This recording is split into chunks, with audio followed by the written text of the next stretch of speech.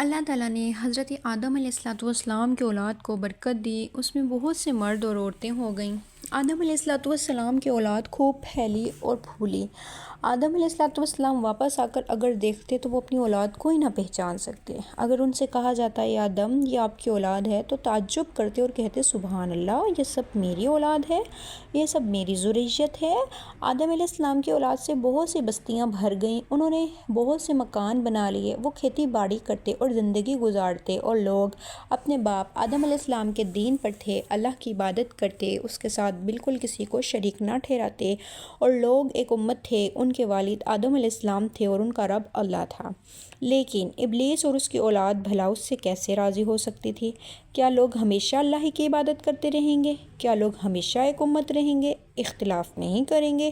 یہ کبھی نہیں ہوگا، بے شک یہ کبھی نہیں ہو سکتا۔ کیا آدم علیہ السلام کی اولاد جنت میں جائے گی اور ابلیس اور اس کی اولاد دوزخ میں جائے گی؟ ایسا نہیں ہو سکتا، بالکل نہیں ہو سکتا۔ اس ابلیس نے آدم علیہ السلام کو سجدہ کرنے سے انکار کر دیا، بس اللہ نے اس کو دھتکارا، اس پر لعنت بھیجی۔ کیا وہ آدم علیہ السلام کی اولاد سے اس کا بدلہ نہ لیتا تاکہ وہ بھی اس کے ساتھ دوزخ میں جائیں؟ وہ ضرور بدلہ لے گا۔ پھر شیطان نے سوچا کہ لوگوں کو بتوں کی عبادت کی طرف بلایا جائے تاکہ وہ دوزخ میں جائیں اور کبھی جنت میں نہ جا سکیں۔ شیطان جانتا تھا کہ اللہ تعالیٰ شرک نہیں بخشتا اور ہر چیز کو جب چاہے بخش دیتا ہے۔ شیطان نے ان کو شرک کی طرف بلانے کا ارادہ کیا تاکہ وہ کبھی جنت میں نہ جائیں، لیکن اس کا راستہ کیا؟ اور لوگ تو اللہ کی عبادت کرتے ہیں، اگر وہ لوگوں کو جا کر کہتا کہ بتوں کی عبادت کرو، اللہ کی عبادت نہ کرو، تو لوگ ضرور اس کو برا بھلا کہتے اور مارتے۔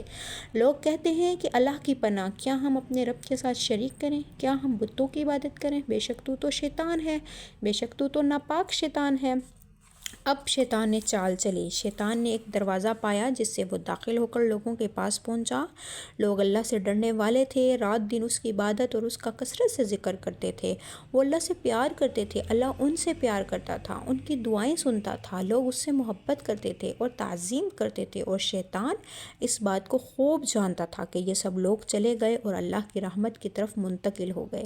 شیطان لوگوں کے پاس گیا اور ان لوگوں کا ذکر کیا اور کہا کہ تم میں فلاں فلاں شخص کیسا؟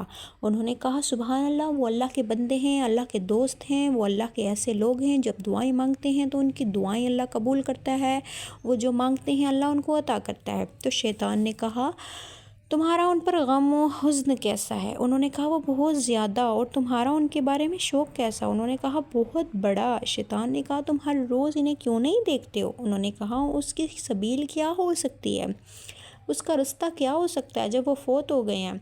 تو شیطان نے کہا ان کی صورتیں بنا لو، صبح انہیں دیکھ لیا کرو۔ لوگوں کو شیطان کی یہ رائے اچھی لگی، انہوں نے نیکیوں کو صورتیں بنا لیں اور ہر روز وہ ان صورتوں کو دیکھتے، اور جب انہیں دیکھتے تو ان لوگوں کو یاد کیا کرتے تھے۔ تو وہ صورتوں سے مورتیوں تک بات آ پہنچی، انہوں نے نیک لوگوں کی بہت سی مورتیاں بنا ڈالیں اور انہیں اپنے گھروں میں مسجدوں میں رکھ لیا۔ وہ لوگ اللہ کی عبادت کرتے تھے، اس کے ساتھ بالکل بھی شرک نہیں کرتے تھے، وہ جانتے تھے کہ یہ نیکیوں کی مورتیں ہیں اور یقیناً یہ پتھر ہیں، انہیں نہ تو فائدہ دے سکتے ہیں نہ نقصان، نہ انہیں رزق دے سکتے ہیں، لیکن وہ ان سے برکت حاصل کرتے تھے، تعظیم کرتے تھے، اس لیے کہ وہ نیک لوگوں کی تھیں، اور یہ مورتیاں ان میں بہت زیادہ ہو گئیں، ان کی تعظیم بڑھ گئی۔ جب بھی کوئی نیک آدمی فوت ہوتا تو وہ اس کی مورت بناتے اور اس مورت کا نام بھی رکھ لیتے تھے۔ یہ لوگ تو چلے گئے، اولاد نے اپنے آباؤں کو جب دیکھا کہ ان سے برکت حاصل کرتے، انہوں نے اپنے آباؤں کو دیکھا تو وہ ان کی تعظیم کرتے تھے، وہ انہیں مورتیوں کو بوسہ دیتے تھے، انہیں چھوتے تھے، ان کے پاس دعا کرتے ہوئے دیکھتے تھے، اور وہ انہیں اپنے آباء و اجداد کو دیکھتے کہ وہ ان کے سامنے سر جھکاتے ہیں، رکوع کرتے تھے۔ بیٹوں نے آباء کے عمل پر اضافہ کیا اور انہیں سجدہ کرنے لگے، ان سے مانگنے لگے، ان کے لیے ذبح کرنے لگے، اسی طرح یہ بت معبود بن گئے اور لوگ ان کی ایسی عبادت کرنے لگے جیسے وہ اس سے پہلے اللہ کی کرتے تھے۔ ان میں بتوں کی کثرت ہو گئی اور یہ کام جو تھا غلط ہوتا گیا، اللہ کو لوگوں پر بہت غصہ آنے لگا، ان پر لعنت کی، اور اللہ کو ان لوگوں پر غصہ کیوں نہ آتا، ان پر لعنت کیوں نہ کرتا؟ کیا اللہ نے ان کو اس لیے پیدا کیا تھا کہ وہ اس کے لیے ان کو رزق دیتا تھا؟ وہ اللہ کی زمین پر چلتے تھے اور اللہ کے ساتھ کفر کرتے تھے، وہ اللہ کا رزق کھاتے تھے، اللہ کے ساتھ شرک کرتے تھے۔ یہ تو بہت بڑا ظلم ہے۔ اللہ لوگوں سے ناراض ہو، بارش روک لے، ان پہ تنگی کی، کھیتی اور نسل کو کم کر دیا، لیکن لوگوں کو پھر بھی عقل نہ آئی، ان لوگوں نے پھر بھی توبہ نہ کی۔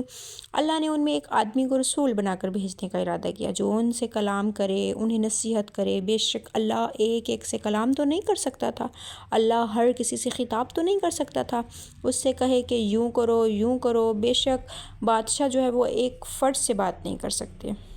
بادشاہ ایک آدمی کے پاس جا کر یہ نہیں کہتا کہ میں یوں کر لو۔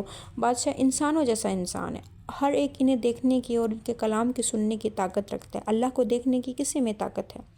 نہ اس کا کلام سننے میں، نہ اس سے کلام کرنے میں، اور نہ اس جیسی کوئی طاقت رکھ سکتا ہے اس شخص کے جسے اللہ چاہے اور جب چاہے۔ بس اللہ نے لوگوں میں سے ایک رسول بھیجنے کا ارادہ کیا جو ان سے کلام کرے اور نصیحت کرے، اور اللہ نے چاہا کہ یہ رسول انسان ہو، لوگوں میں سے ایک فرد ہو، لوگ اس کو پہچانتے ہوں، اس کی بات کو سمجھتے ہوں۔ اگر رسول فرشتہ ہوتا تو لوگ کہتے اس کا اور ہمارا کیا تعلق، وہ فرشتہ ہے، ہم انسان ہیں، ہم کھاتے پیتے ہیں، ہمارے اہل و عیال ہیں، اولاد ہیں، ہم کیسے اللہ کی عبادت کریں گے؟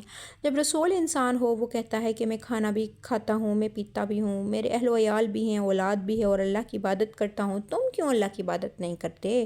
جب رسول فرشتہ ہوتا تو یہ لوگ کہتے بے شک تجھے نہ پیاس لگتی ہے، نہ بھوک، نہ تو بیمار ہوتا ہے، نہ مرتا ہے، تو اللہ ہی کی عبادت کرے گا، اسے ہمیشہ یاد رکھے گا ہم انسان ہیں، ہمیں پیاس لگتی ہے، بھوک لگتی ہے، ہم بیمار ہوتے ہیں، مرتے ہیں، ہم کیسے اللہ کی عبادت کریں اور ہمیشہ اسے یاد رکھیں۔